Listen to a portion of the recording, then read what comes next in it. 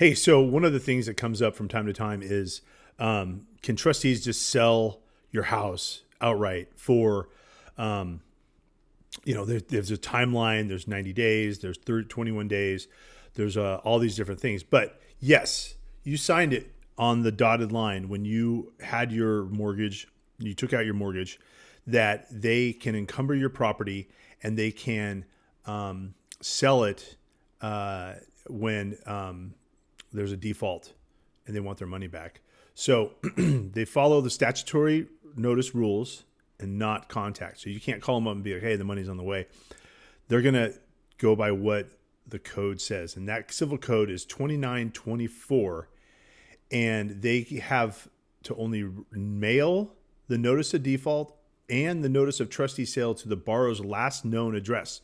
So I do a lot of reverse mortgage foreclosures, for example, and I deal with beneficiaries that don't have the notices. And one of my things is I send them the notice and say, hey, here's the situation. If you need some help, let me know. They have to post a native notice of sale on the property. So if you are not living at the house, or if you're not living in the house, and they post the notice, then you're not going to catch it, which happens in kind of my space as well. They have to publish it in the newspaper or the general circulations. And if you never see it, never get a notice, never have a clue that this is going to happen, they still can go ahead and sell it. And they don't require a new mailed notice. So if you get a postponement for something, there's no restart of the process. They're just going to start up the sale as if it never happened before, or as if the postponement never happened. The trustee does have to send out a new post the new sales date. Sorry, I was just thinking about this because I called on one, and we had a move. We were able to move the trustee sale date, and I just was able to catch it the other day. But it's on the hot sale line. You have to have the document. You have to know where to look. You have to know how to go through the code to get to the sale. Sometimes it's on the website. Sometimes it's not.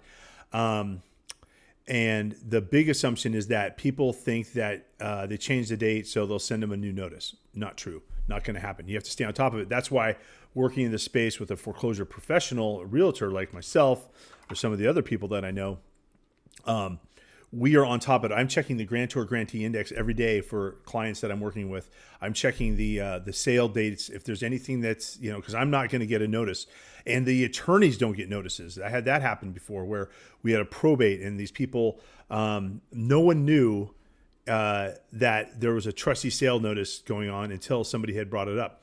You got to check yourself, check the website daily, call the automated sales line, have a third party, somebody who will actually monitor them. I mean, I do that as part of my service.